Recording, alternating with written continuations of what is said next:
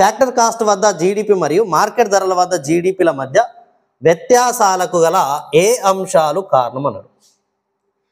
అంటే ఏంటిది? ఉత్పత్తి కారకాల ఖరీదు దృష్ట్యా. ఫ్యాక్టర్ కాస్ట్ అంటే ఏంటిది?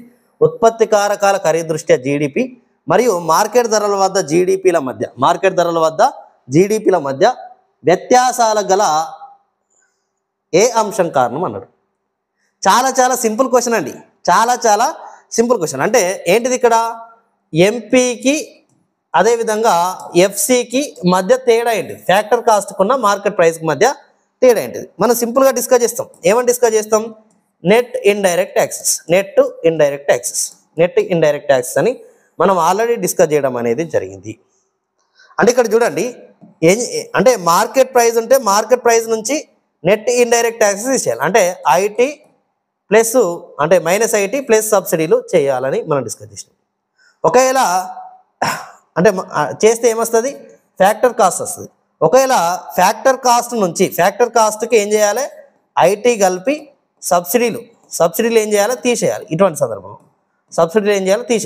సందర్భంలో మార్కెట్ ప్రైస్ వస్తుందని మనం ఆల్రెడీ డిస్కస్ చేయడం అనేది జరిగింది. అంటే ఇక్కడ చూడండి, జీడిపి ఎంపీకి ఐటీ అంటే ఎంపీ నుంచి ఐటీ తీసేసి సబ్సిడీలు కలిపితే మరి జీడిపి ఎఫ్సి వస్తుంది. ఒకవేళ జీడిపి ఎఫ్సి నుంచి ఎంపీ కనుక్కోవాలంటే జీడిపి ఎఫ్సికి ఇండైరెక్ట్ ట్యాక్స్ కలిపి సబ్సిడీలు తీసేస్తే మార్కెట్ ప్రైస్ అంటే జీడిపి ఎంపీ అనేది వస్తుంది. ఇది మీ అందరూ అంటే ప్రతి ఒక్కరు కూడా ఆన్సర్ చేయగలిగే బేసిక్ బిట్ అండి. ఇది ప్రతి ఒక్కరు కూడా దీనికి సంబంధించి ఆన్సర్ చేయొచ్చు. కాబట్టి ఇది చాలా ఈజీ క్వశ్చన్ అండి నా దృష్టిలో. మరి ఏంటిది ఇక్కడ ఆప్షన్ ఏమి ఇచ్చింది చూడండి, ప్రత్యక్ష పన్నులు మరియు సబ్సిడీ. ప్రత్యక్ష పన్ను అనే ఆప్షనే లేదు. అంటే మనం ఎక్కడ కూడా చదివి ఉండం.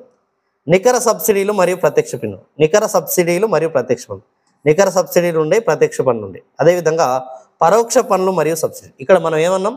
పరోక్ష పన్నులు సబ్సిడీ. అంటే దీన్ని ఏమంటాం? నెట్ ఇండైరెక్ట్ ట్యాక్స్ అంటాం. కాబట్టి దీనికి సంబంధించి ఇది సమాధానం.